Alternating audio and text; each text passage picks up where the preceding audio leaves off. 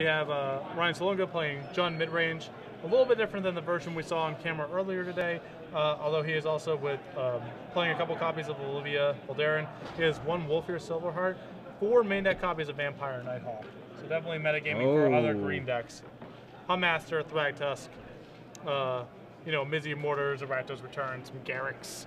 Nothing out of the ordinary, but... So, Cory's got 4 bonfires. How many bonfires over in Ryan's deck? 0? 0. I like Ryan in this matchup. Who do you like? I also like Ryan. His spot removal is going to be way more effective against the Naya creature base than when we saw... Oh, but Cory started on 6 and Ryan started on 5, so that could affect things. So, Farseek from Cory. But yeah, I think basically Ryan's removal package is much more effective against Naya that's playing basically a bunch of killable creatures, as opposed to zombies where it's a bunch of haste, undying, all stuff that the 1-for-1 removal struggles against. Both these guys are topping up on Thundermaw Hellkite, right? Yeah. But I mean, and Wolfear Silverheart in the Salunga also has. Vampire Nighthawk is such a terror for the mid-range green decks if they don't get it under control. And Cory's only real removal spell is Bonfire the Dam, which, to be fair, can be really fantastic. Yes. But and there is a Vampire Nighthawk. I love that guy. It is awesome definitely awesome against Naya. I mean, he has no Searing Spears, no clean way to kill it besides Bonfire, so that card's just going to be... Even if he had just ripped a Bonfire here, he wouldn't even been able to kill it. Yeah. So it's going to give him a lot of ability. There's an Avacyn's Pilgrim. Sorry about the glare there, but Cory has a random allotment of some dual lands. He has all of his colors accounted for. He has a Crag, a Temple Garden, and a Clifftop Retreat. So there is some glare there, but he can basically cast everything at this point. Ryan, 2 points to up his Blood Crypt. Is it going to be Olivia? Yep. And there's an Olivia, another... I mean, these threats are... We could really use a Bonfire right now. We could get it for 3 and clear all this out, but both of these cards are nightmarish for... It's funny, like, Cory is, like, peering over to read the text on Olivia. I was hanging out with a new player recently, and she'd gone, like, 5-3 her first tournament was Pizza Cube, went 5-3. Second tournament went 6-2. Yeah. It's, like, already batting sweet. Yeah. I mean, she's been trained mono by Grand Prix and Pro Tour champions, but... real good, and she's like telling me like, oh, why don't people play Pack Rat and Standard? You know, like everything, the worst thing in the world that she can imagine is a Pack Rat. I'm like, you know, whatever you want, blah blah blah. I'm like, just look at this, and I showed her a Restoration Angel, and she's like, how is this even a card? Yeah. I think that's what Cory must have been thinking while he was reading. Yeah, how is this real? Olivia Voldaren. How could this be happening to me on camera? Possibly friends and family watching, and now this happens. You call up your sister, like, oh, I'm going to be on TV-ish. So there's a Farseek there, and just a passing of the turn. So there's going to be a dead Pilgrim in a second. Yeah, Olivia's going to do some real damage here, especially if Cory's log jammed on land drops. I mean, he has to be able to cast his 5s anywhere in the game. There's a Rakdos Key Rune, and I assume we're just going to finish off the Pilgrim. Yep. I like that all right. So even if Cory rips Bonfire here, you can only Bonfire for 3 as far as I can tell. Yeah. So this is actually an actual problem I've had multiple times in testing. Getting your Olivia too big so it gets killed by Selesnya Charm. It's a tough problem to have. I've mowed down so many creatures for free that now they have a removal spell that kind of works. Look. It's happened, and it's happened to me, and I didn't like it. All right, so here's a Thundermaw, and you can see, I mean, this is another spot where Vampire Nighthawk is awesome. Not only is it giving Ryan some cushion, but if things ever get too bad, he can just hang back on D and trade. He can't block either one of these creatures, right? Olivia's going to chomp the hell out of it if they ever rumble, then, like, Nighthawk has a little Death Touch, little lifelink. The Naya deck is basically just a good draft deck, and if you've ever seen Vampire Nighthawk and work in draft, you know that thing's really hard to beat. First pick overall, right? And what's the name of it? Like, not Winston draft, what's the Rotisserie draft? You take that one first, right? Oh, yeah. Whole set. Oh, wow. We're getting busy. No interest in small game. Yeah. So 2, 5, and then 4 from Olivia's 9. 9. He's like wondering, well, does he have Pillar of Flame in his deck? He has Pillar No. of Flame in his hand. Oh, yeah, it's three pillars. Yeah, he can put him to 2 here and then Pillar to Death if he has it. Oh, he has bonus Olivia in his hand in case it gets killed, right? Looks like it. Yeah. So, what gets Cory out of this? He's going to 3, something like that? Yeah, he's not the cards that are in his deck. Yeah, like Bonfire doesn't even save him. He has to leave back Thundermaw. Yeah, because the key rune is also another issue here. And wasn't a Bonfire anyway. So Ryan mulled a 5. Yeah, no problems here. Big game. I mean, Vampire Nighthawk is worth 2 cards probably out of Cory's deck, and Olivia is worth potentially infinite, no end of cards. I love Vampire Nighthawk. I actually like it against the red aggro decks. If they don't have it, specifically the card Searing Spear, often is a 2-for-1, and it's just exactly sized to like beat up on guys like Gravecrawler and not Jarf's Messenger. What's the other 2/2? Diagram Pool. Yeah, cool. Reckless Wave, though, you would get to trade. That would just be a trade. And then life goes on. So, hand extended. What do you think about that? Extending the hand at, like, game 1. Like, they might do, like, a jerkwad thing, like, in the next game. I'm like, man, I shook his hand? I mean, it's one of those things where I never feel like anyone's ever offering me a handshake with any sort of ill intention. So my opponent offering me a handshake after they've lost game 1 is sort of like, it's a little weird, because, like, you know, we have 1, maybe 2 games left to play. Very likely I can lose this match still. But, you know, there's no malice, so for me, with a lot of that stuff, you know, the GGing or whatever, a lot of it is just intent. And if someone's not doing anything malicious or rude on purpose, I'm very willing to just not, I don't care about that kind of stuff. It's just, people get way too much, get hung up too much on that kind of decorum, where a lot of people come from other competitive backgrounds, like sports, where just shaking hands after something like that is just, that's just what you do, you know? So it's just nothing that's ever caused me to lose any sleep, that's for sure. So what do we got here? Cory Bagozzi, Angel of Serenity, probably not, right? I mean, you had to assume it's for, if it's not for a slow creature deck with some removal, what other matchup would you want it for? It seems like if you had Angel of Serenity in your sideboard, it's about as good of a spot as it can be. Maybe. Pillar of Flame, what do you think? Stinky. Stinky. Rest in peace. Stinky. Stinky. Garrick, either Garrick brother? Good. Good? On board. Okay. I think not enough initiative in this deck for Gazelle's Conscripts. Yeah, it's tough. So you think 5 in? 7 in? Yeah. 7 in for who? Is Huntmaster a low... Huntmaster actually a pretty low power card in this matchup, right? I think Smiter stinks. Your opponent's just going to have... You know they're going to have some number of just 1-for-1 spot removal spells. Oh, I mean, like, Vampire Nighthawk dances around Smiter. Yeah. Smiter is just... even not seeing those cards, whenever I would see a Jund deck, I would just assume there's just some Dreadbores or some whatever, just random spot removal. I think you need threats that are more durable than that. That's why I like the Angels and the Planeswalkers. But he has no cheatsy Angel. His Angel is Fairsies. How's he going to get there? It's not, I mean, you mean how's he going to cast it, or how goes it? Yeah, I mean, like the worst case is, like, you Angel them, it took you a million years to get to Angel, it was clogging your hand for a bunch of turns, and they just, like, ship a Dreadbore at it, and then they get all their guys back. Like, well, I think you want it, I would want to play it more as a way to just get your own guys back. Like, get your own, like, Thrag Tusks down? You're going to be slogging through so much removal in theory. On the other side of it here, Ryan has 4 copies of Liliana of the Veil, which seem just awesome. Yeah, like totally awesome. Especially against Smiter if he doesn't accidentally make him discard. Yep. And he has another Olivia Voldaren he can bring in. So those are the cards I'm a fan of. So yeah, plenty of more action for Ryan to bring in. Just some, you know, you want to make sure your removal is sort of situational, able to hit the right stuff, and just let me get a roast beef. Edicts backed up by other removal spells is definitely a recipe to be able to cover all your bases. I like Liliana a lot. Liliana and Olivia together. I like them together. They are a combo. You wouldn't want Underworld connections, right? No. Like Cory's deck isn't that fast in this matchup, but it's fast enough that you don't want to just hand him life points, right? Yeah, and you know the games, you're going to be the one under duress, right? Like you're going to be the one being attacked in this matchup. So. Sure.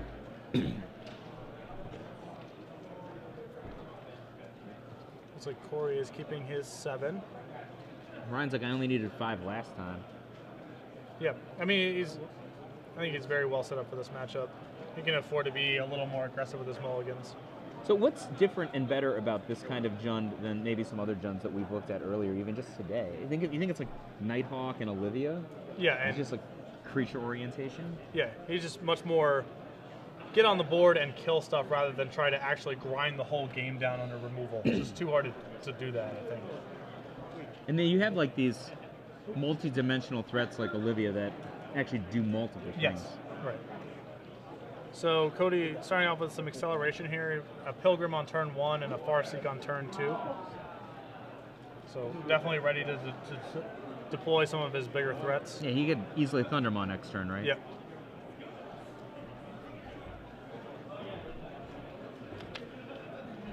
I believe he does have Thundermaw in hand. Ryan hopefully has a Pillar of Flame in hand, right? Well, yeah. There it is. Yep. Ting.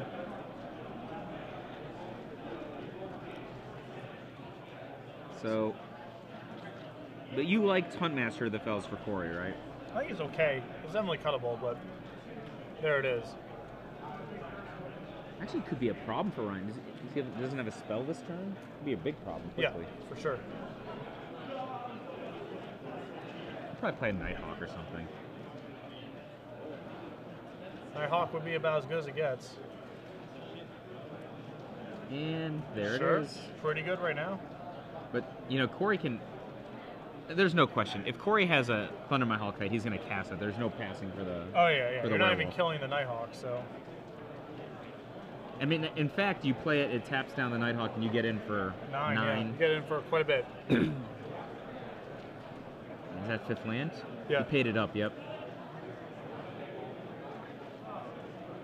This could be an even more lopsided game than game 1 in a second. Yeah. I mean, Ryan's got a lot of... So, Thundermaw and in. So, 9 in, that puts Ryan basically to dead next turn if... Yeah, he doesn't need much. I mean, even his own Huntmaster here would do. And then the board stabilized, you know? No. He still has... Oh, yeah, he just leaves back the Nighthawk. Yeah. Thundermaw. Okay, I'd buy that. I mean, yeah, he's under a ton of pressure, but there's not... He doesn't need a ton here to actually be able to settle the board down. Do these decks really have 4 Thragtusk and then 3 or 4 Thundermaw Hellkites? Yeah, they play a lot of mana, man. They are of a different school Yeah. than we probably come from. That's a lot of 5s. Well, once you have Wolf Run in the deck, you have a lot of hedges against flooding out. So Yep. it's just, why not play all the heavy hitters at that point? I mean, no one's questioning. Those guys are all sweet. Yeah. All right, let's see what Ryan's got here. Probably Huntmaster, like you said. Yep. There's Huntmaster. So the way it works is if you pass, then you win the Huntmaster fight, right? If you pass, theirs goes on the stack first, then yours goes on the stack? Yeah. Yeah. And you kill their guy, and their guy never flips. Correct. Yeah, it has to do with who's the active player. Yeah. So Ryan needs to have a Searing Spear or the equivalent in his hand. Does he have that kind of card in his deck? No, another Thunderball would be... No, Ryan. Oh, he's Ryan. gonna lose this. He's gonna lose the Huntmaster fight if Cory just passes. Yes. And then the game becomes lopsided because he'll take out Ryan's Huntmaster of the Fells, deal 2 to him. All right, looks like we're trading off here. I think that's a little impatient. What do you think? I'm not a huge fan of it when you have more Thundermaws in your deck. Okay. There's no guarantee that Vampire Nighthawk is allowed to block at some later point in the game. So, I agree. I don't like that trick because if you look at it from Ryan's perspective, he would he's jumping cartwheels to make that trade. If he'd be that happy to make that trade, then you probably shouldn't have offered it, right? Yeah, the presence of those two cards, of both Thundermaw Hellkite and Bonfire of the Damned, means I would be loath to be trading. Yeah. So, wait, what's going on? He still gets to target with the Huntmaster. But it never flips, so it doesn't actually kill. Oh, anything. okay. I think that Jesse. Oh, I it's think trigger. Yeah. Okay, yeah. I think that the table judges, it never flipped. They're explaining the stack. Ryan maybe has never been in the Huntmaster position. Sure. Because, I mean, maybe you have to play that, but if you don't have an instant, I'm pretty loath to put my Huntmaster to that spot. Yeah. Because, like, this is exactly what is likely to happen, and he has to have a real solution to that Ravager of the Fells. Mm-hmm. I mean, actually, it won't kill it. Yeah. It never flipped.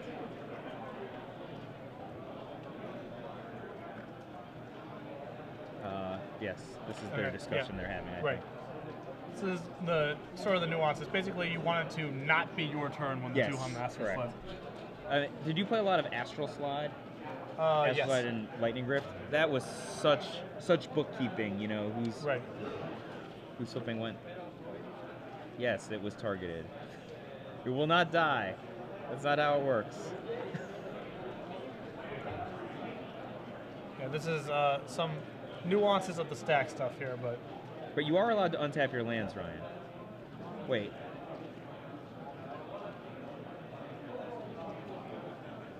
Yeah, it doesn't flip it doesn't just automatically flip. Yes, It's a trigger that occurs, and then there's the other one goes on the stack. The other one goes on the stack, resolves, kills the first one. First one never flips, so it doesn't kill anybody. Yeah. So we're just getting this sorted out. Yes, life is unfair. Yeah. That's the play that Cory made last turn is a very, I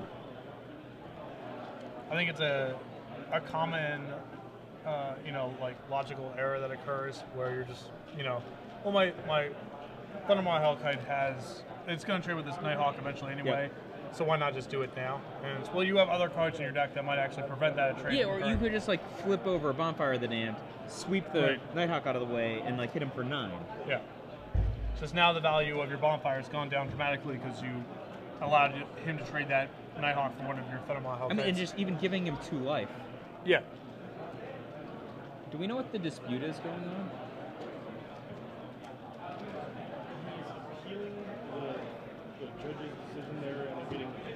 So yeah, I believe the head judge is coming to sort this out. What? I'm gonna come back to you guys. Okay. I mean, he could have at least untapped his lands though. His lands were still tapped from previous turn. Sure. So yeah, the head judge is going to come over and just and sort out that dispute, but it should end up with Ryan's Huntmaster dead and Ravager of the Fells on Cory's side, along with the Wolf token. That should also be there as well. So, I mean, in that spot, did he have to? I mean, have to play the Huntmaster? I mean, I guess it kept 4 damage off the ground on the win. It depends.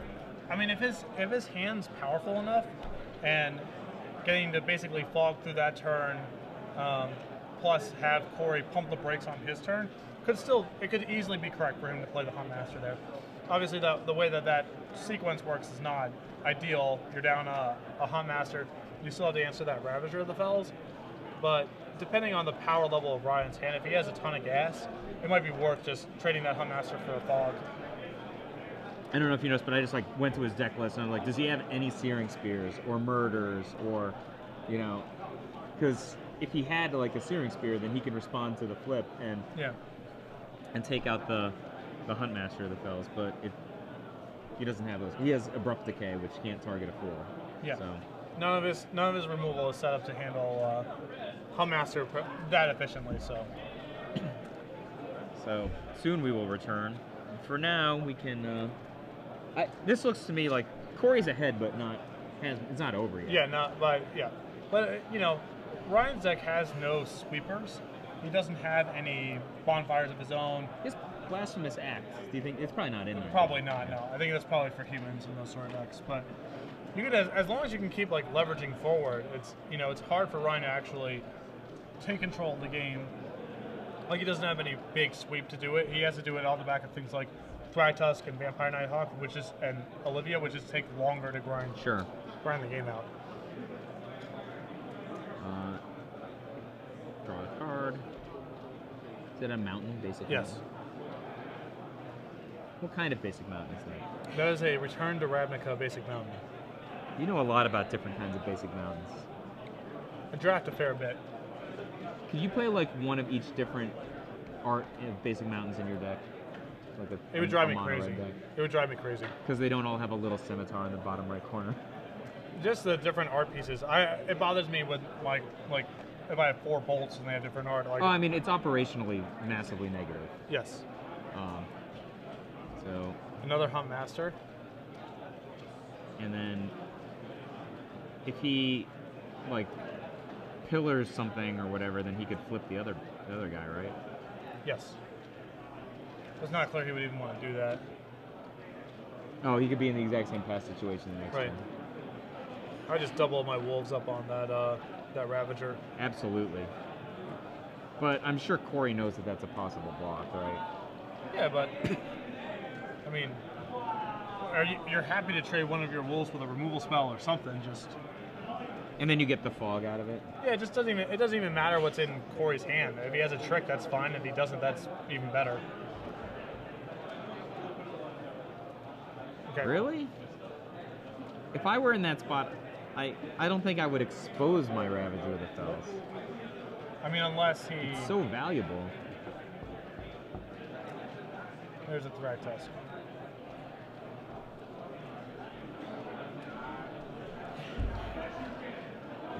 Don't you want a 4/4 that can spit out dudes and gain life and kill dudes? I'm not opposed. I could be persuaded, if that's what you're asking. I think I would have just sent the wolf. I mean, step 1, he probably has to flip his Huntmaster because a 2/2 isn't going to beat a Thragtusk. Yeah. So, unless he has Olivia. If he has Olivia, fine, but unless he has Olivia, maybe Nighthawk, I think he probably just has to pass. I mean, play a land. Yeah.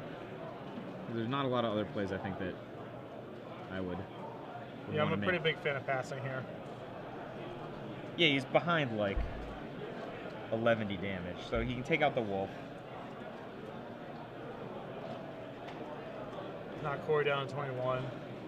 Yeah, and then a trade here, like leaving the 3/3. That's actually a pretty acceptable situation. He's got cards, make up a little bit of margin on the life total. It's certainly catch-upable range. He has so much more contextually appropriate interaction. Yeah. I mean, other than Bonfire, which is just a beating against him. And this is definitely the way this game is playing is why. Right, so that's brutal. So Celestia Charm for +2/+2 and trample. And the way that this game is playing is the reason that I would have wanted, if I was in Cory's position, to bring in Angel of Serenity. This is like the perfect game for. Oh, he just like rebuy all of his dead men. Yeah, it's just a big attrition fest. That's devastating for Ryan. That could very well be the game right there. Yeah. He needs like Olivia to get out. His own Thragtusk. Is this an EOT? No, we're on his main phase. These decks are all creatures and sorceries. No EOT shenanigans here. No nuance to these decks. No. And what is it? Oh, Nighthawk. Also respectable. I think most players are loath to send a Thragtusk into a Nighthawk. I don't know, he was one to send his Thundermaw in, so Thragtusk is way better to be sending into a Nighthawk. Fair enough. Yep, alright. Anytime your opponent is just so happy to make that trade, like, take out your 5/3, gain 2, that cannot be the one to write home to mommy about. Yeah. It's a little bit different there because both players have enough. There's a Smiter. Boom. I mean, Ryan right now is thinking, man, if I had Bonfire of the Damned, it would be sweet here. Or Thragtusk, Thundermaw, Olivia. He's got no shortage of. Thundermaw's a little narrow here, right? I mean, he can't be attacked. Just hang out. Just hang out for a little bit. I like Olivia here. And it's Thragtusk?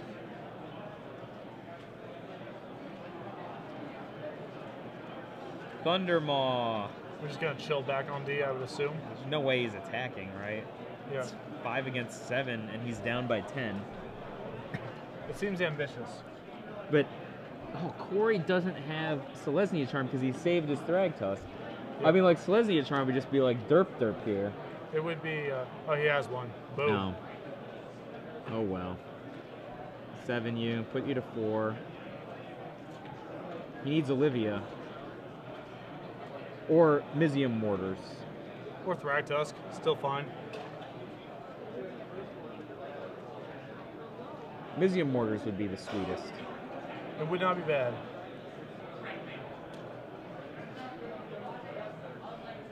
He's got spells, right, of some sort? Yeah, it looks like it. Olivia! My dear, nice to see you. Might be a little late. Oh yeah, he has to shoot and block the smiter, right? Yeah. Yeah, that's terrible. 1 life point. Unless he has another Olivia. Or a Thragtusk off the top. Huntmaster keeps him alive. Yeah, but now we're in like Bonfire plus Restoration Angel plus Thundermaw space of so many devastating draws that Cory has. Yeah, I'd be very surprised if Ryan were able to pull this one out. He's probably going to rip a Farseek.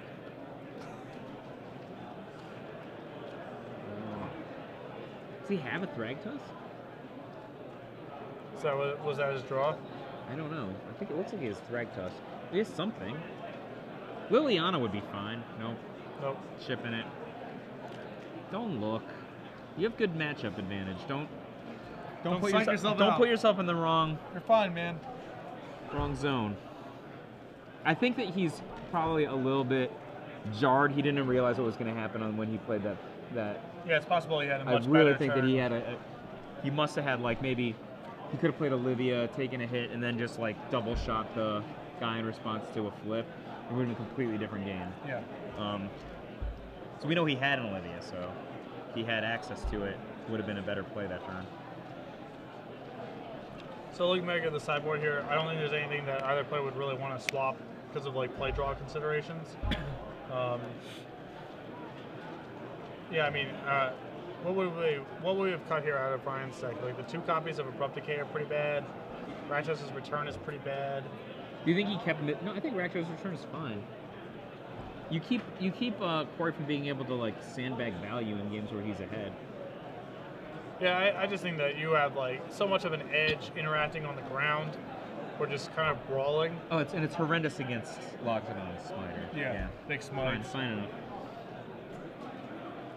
Yeah, I would just rather try to play the game to just win the slugfest. He's way better set off to battle sort of just a creatures brawling with creatures type of matchup. And Rakshas Returns is a little out of place if that's the way that if you're trying to sculpt the game. So you have no tutoring other than Farseek, right? Yes. Wouldn't you rather just have the 4th Thunderbolt Hellkite instead of 1 Wolfear Silverheart? Yeah, I think so. I mean, there's some diminishing return / having a different surprise angle or whatever, but yeah, I think I'd rather have the Thunderbolt. Thunderbolt Hellkite's so... He hits hard. When it's like he hits maybe like less big numbers in the bottom corner than Wolfear Silverheart, but that guy's like, he needs a buddy. Yeah. You know, he's got a lot of problems. For sure. Somebody can murder one of it. Like like the worst is like when you have like a Silverblade Paladin or a Wolfear Silverheart, and one of them gets murdered in combat, and then the other guy gets eaten by Olivia. You know, like oh, I have this big turn, like block. And then you're like, oh man, wish I was just a Thundermaw Hellkite. You wouldn't have blocked me. Yeah, I would prefer just having a 4th Thundermaw. I think the raw. I mean, Wolfear can have situations of being better, but I think for the most part, those are situations where you're already kind of ahead.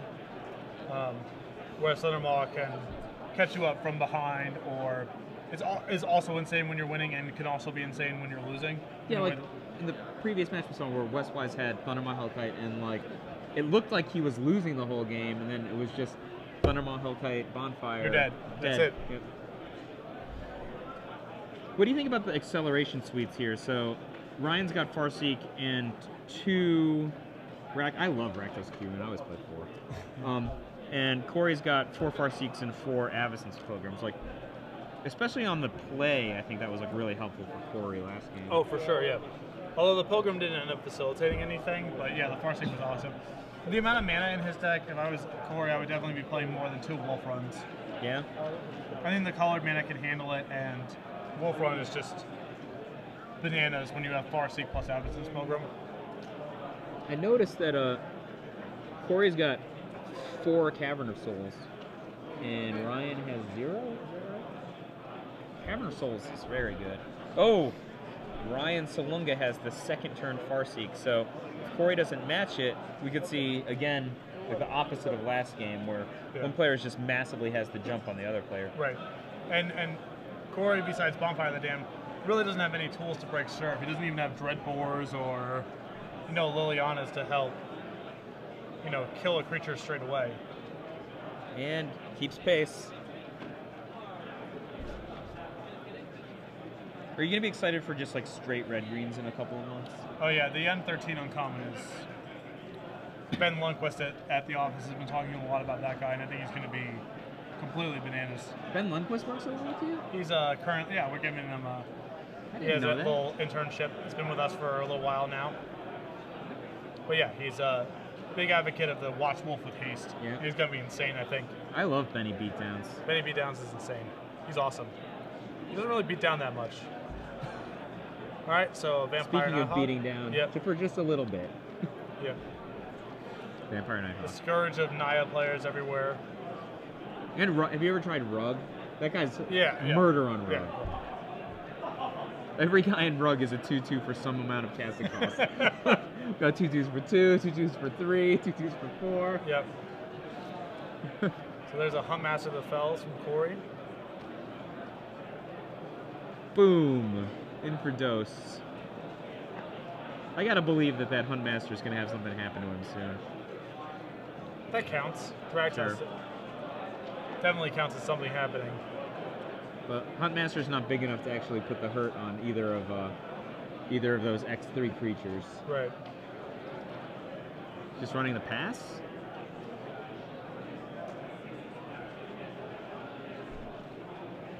These guys need an Is It Staticaster.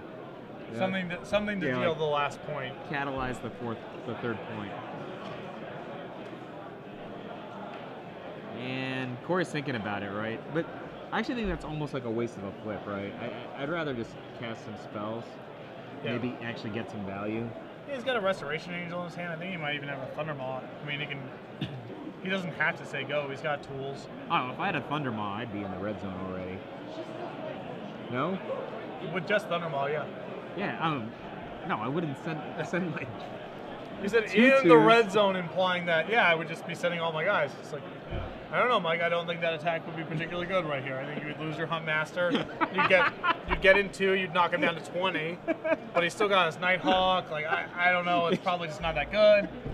I don't want to step on any toes or nothing, you know what I mean? But yes, if I Thundermaw and just attacking with that seems totally fine here. Yes, I agree with you, Patrick. I would not send my Huntmaster of the Fells to certain death. Yeah. Well, you do get him back down to 20, so there's... All right, so we're just going to say go. And kills nothing. All right, well, it does mean the Thraxus can attack, I guess. I mean, if it's a coward.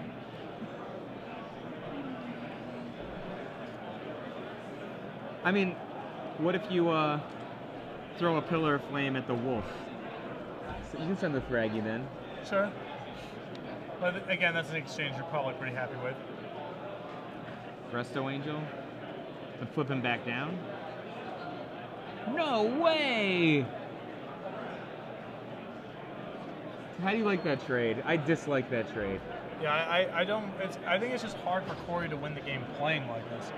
He can't be like trading these 1-for-1s like that when he doesn't have any leverage. He's not on the front foot at all. Because Ryan's deck is just better suited to play this sort of grindy 1-for-1 game. I mean, like, look at all that. He just gave up a mana and a trigger. Like, the purpose of that card is to make somebody big get real big, you know? Yeah. Or, like, steal 2 life points or something like that. Not to, like, trade with their 3-drop. So, Cory's going to need some kind of 5, I think, to get back into this game. Yeah. I mean, 2 spells is not a bad starting point here, because then you have 2 wolves that can put one in front of a Thragtusk. But if you're gonna do that, why didn't he just flip the Huntmaster last turn? When he cast the Resto Angel, he didn't target it. Because it comes back face down, right? Or no? It comes back as Huntmaster that fell. Oh, sure. Produces a wolf. Yeah. Well then, yes, that probably should have been done. Right. I think I would have tried to do that, and then, yeah, that's just lost value. If he was going to make this sequence, and he would have had like another wolf, 2 more life points, and like a wolf, like double wolves rather, and the smiter isn't probably enough to scare off some number of Thragtusks, right? Yeah. Like, he pushes them all in, they're dead. And he's the only one left with a very serviceable Huntmaster that falls.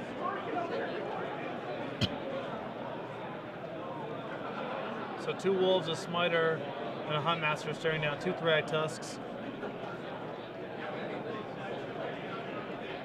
You have to do some amount of blocking here. Probably. You don't have to. You take 10. Well, you're not in a position to crack back. Yeah, I like this block. I agree. I think that's the correct block. But the problem is, he's got a 2/2, and he just left his opponent with 2 3/3s. Sure. Well, you can do some more finagling with Huntmaster in theory. He needs Restoration Angel to have not been thrown away. I think still having Restoration Angel right now would have allowed him for. Oh, well, he needs to drop Bonfire of the Damned. Just need Bonfire of the Damned. Is it Bonfire? Oh, I for a second I was like, woo! Animated gift time! Can he hardcast Bonfire? Yes. Does he have it? No. And it's like Thragtusk, Selesnya Charm, Thundermaw Hellkite. He's in a really bad spot. He can't kill Olivia. He's just going to take over. Well, he has Selesnya Charm, so after 2 activations, he can get.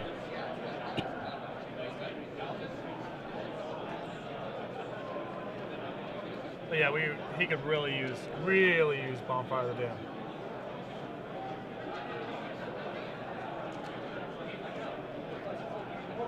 I mean, he can't even really just pass now because of Olivia. Doesn't kill anything.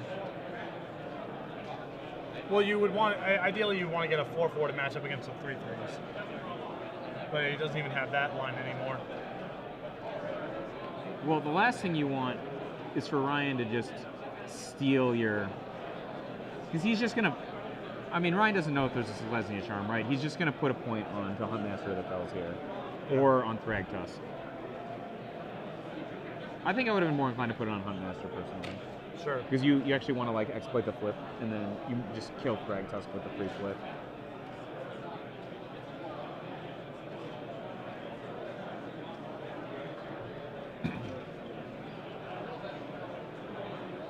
So I guess in response to the Olivia activation, we're going to Selesnya Charm on our own guy.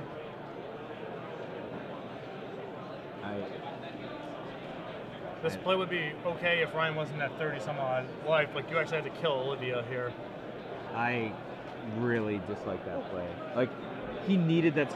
Olivia's just going to annihilate him now. Yeah. The Selesnya Charm was his out. He needs to draw Bonfire.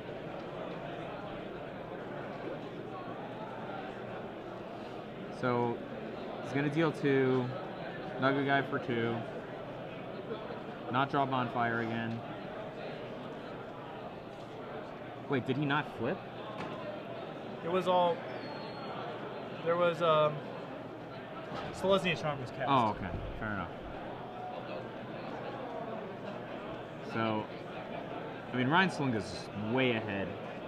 Yeah. If Cory doesn't draw Selesnya Charm or Bonfire, it's just over in 3 turns or so. Yeah, and Ryan still has cards in his hand. It's not even like he's on 8. He's on cards in hand at 32. He's got a lot to play with.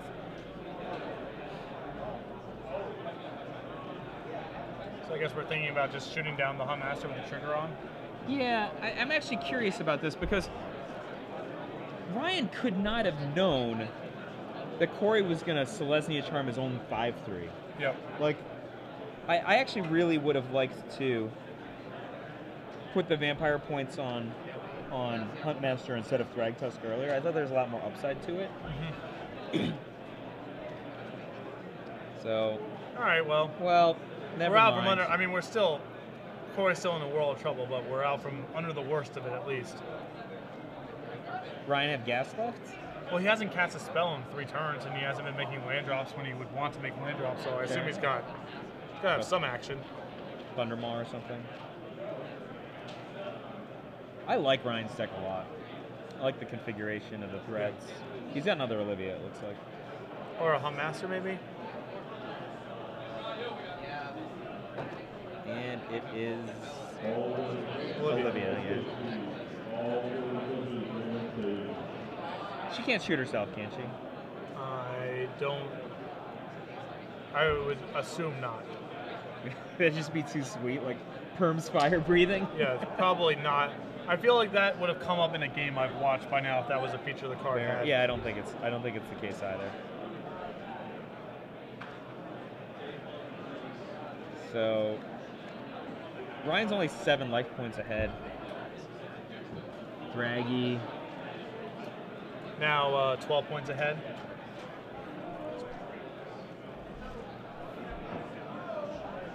And in for 3. No, 4. We're going to shoot his own.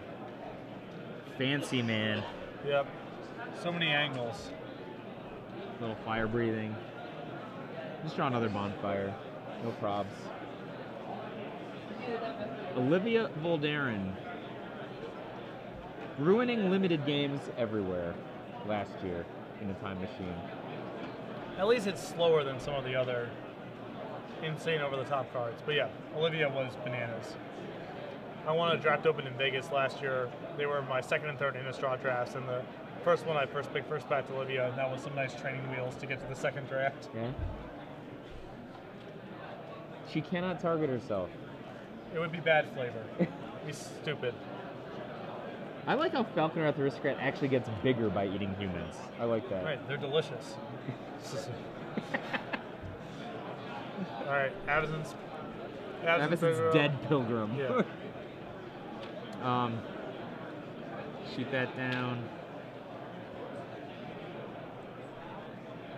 Olivia goes to 5, so that's 10. I mean, the way Ryan's playing, he might as well just double shoot the Thragtusk, right? Yeah, there's no harm. You're already in Selesnya. It can already be Selesnya Charm. Yeah. Oh, unless he has a Thundermaw? The Silver Heart. Oh. Yeah. I mean, that's just egregious. It's like unnecessary. Or too necessary. Yeah, whatever. Resto Angel Splat. Okay, the reason I don't like this is, does he have 8? There it is. I mean, like, he could have just, bonfired out, Yeah. But no Bonfire to be seen, and Ryan's Jund mid-range deck 2-1 over Cory Bagozzi's Naya mid-range deck. That matchup